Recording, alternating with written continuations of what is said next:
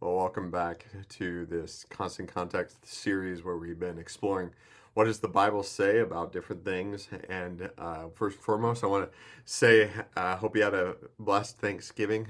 It's good to be back and to be doing another one of these videos. And today we're going to talk about the care for strangers. In Genesis 23, verses 1 through 4, it says, when Sarah was 127 years old, she died at Kiriath Arba, now called Hebron, in the land of Canaan. There Abram mourned and wept for her. Then, leaving her body, he said to the Hittite elders, "Here I am, a stranger and a foreign among you. Please sell me a piece of land so that I can give my wife a proper burial."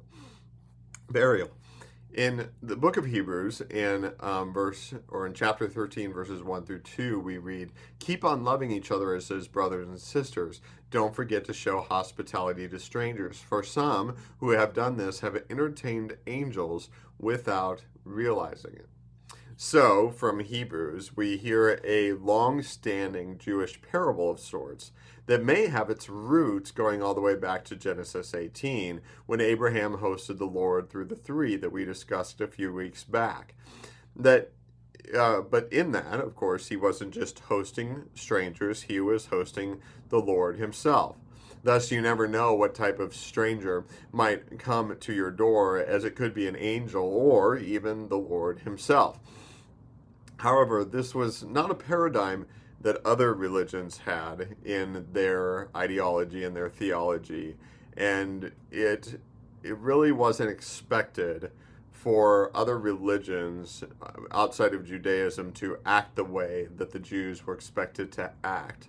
This is why it was such a surprise that when Jesus told the parable of the man being beaten and left for dead on the side of the road, that it would be the Good Samaritan that would help the person that was in need out, and to the extent that they would go, because the Samaritan did not have the same expectations or the same law as the Jews. Here, now, with the death of Sarah, Abraham has nowhere to bury his beloved wife and therefore no place to have a gravestone where he could return to visit. So he approaches the Hittites, who equally have no law or regulation to honor Abraham's request. They would be right in casting him out as a stranger and foreigner. He, because he would only be at risk in terms of some type of illegal immigrant, some type of alien moving into their culture, or maybe something that we hear today. Now, this isn't a political statement by any means. It is simply to say that sometimes people who are not Christians, or in this case we're talking about Judeo law, who hold to different views, and they values are different, but sometimes they act a lot more like Christ than Christians do. The people who have the law, the people who have scripture to guide and direct us in all things. It is strange that people that have no law whatsoever are sometimes the people that are far more loving and gracious. Which brings me to the cemetery that we have at Faith Church. We have a unique opportunity with a long-standing cemetery by our building, to which sometimes people in the community that have no connection to our church or in any other way will come to ask if a loved one can be buried in the cemetery. And overall, the cemetery trustees have decided to be a light to the community and allow our grounds to be used for the public. And occasionally, the people will take the next step and maybe come to me or us as Faith Church to ask me to speak at their graveside, or to ask us as Faith Church to hold their service. Now, just recently, there were three that walked into Faith's doors who were looking for something very similar that Abraham was, looking for a place to mourn the deceased. And while they didn't use our cemetery to bury their loved one, they were looking for a church that might be willing to host the funeral.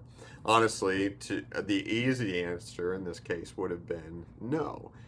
For a couple of different reasons. The first reason is, well, this is just going to provide more work to do, and we're starting into the Christmas season, and la-di-da-di-da, it's too much to do, so to speak. The second reason was, what are our expectations going to be? Well, here at Faith Church, we have a vision and a mission, and we want to offer a Christ-oriented, a hopeful, Christ centered resurrection experience for anyone that comes through our doors, especially when it comes to funerals.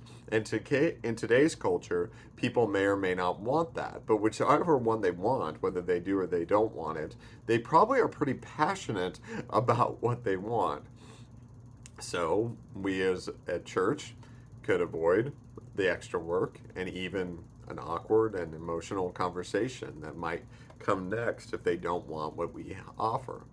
However, it is not lost on me that sometimes that this notion of non-Christians acting more like Christians, and then hospitality may end up just as much blessing us as much as we might bless the stranger, the foreigner that might come in our direction in need of help.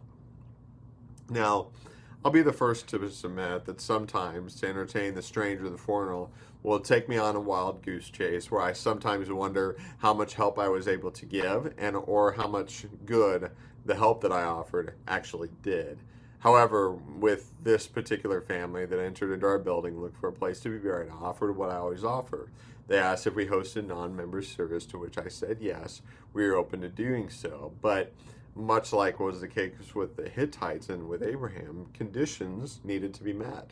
In our case, we're going to offer that Christ-centered service, what we like to refer as the service of the resurrection. What I'll often say is we offer this Christ-centered service, and if you don't want that, then you don't want us to host your service. Now, sometimes people will say you're right, and they'll maybe move on down the road.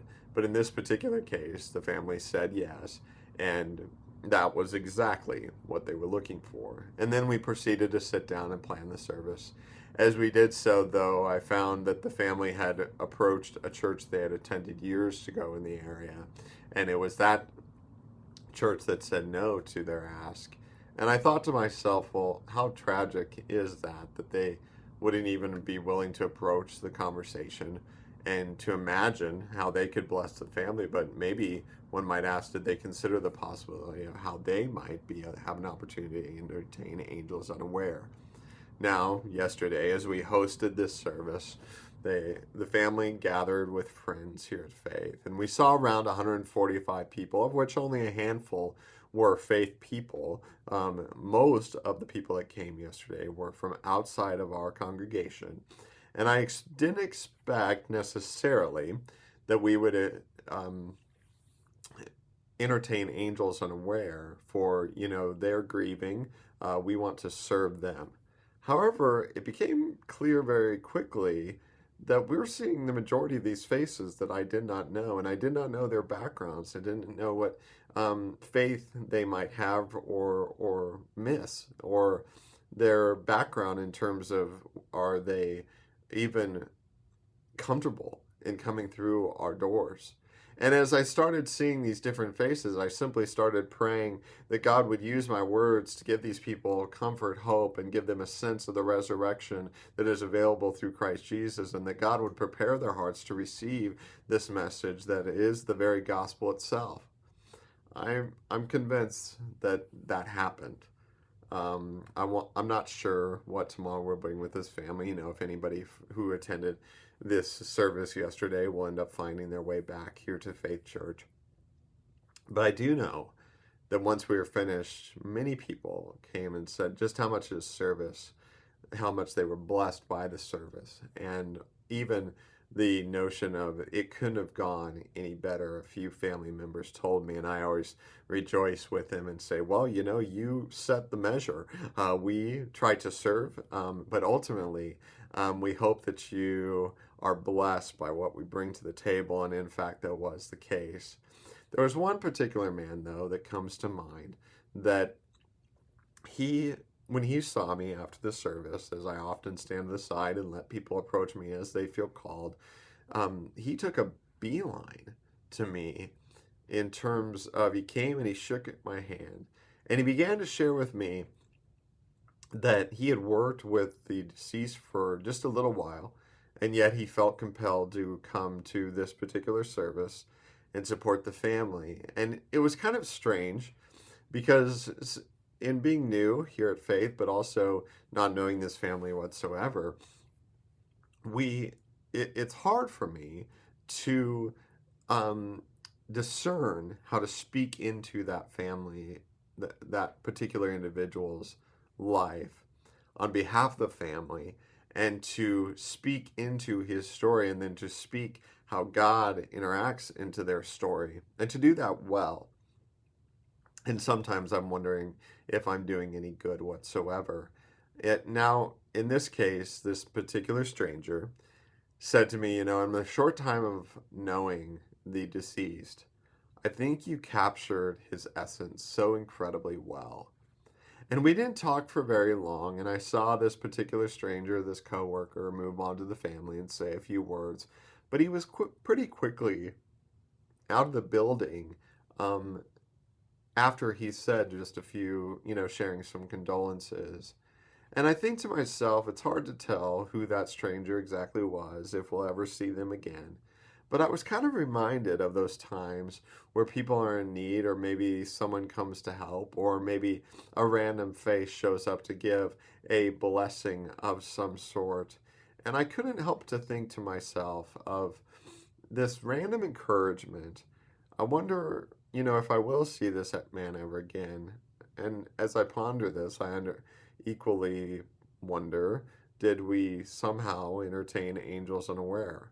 Now, if nothing else, I know that we as a congregation were a blessing to that family, and I hope that we are truly able to live into our vision and mission statement, inspiring hope and changing lives through this particular opportunity.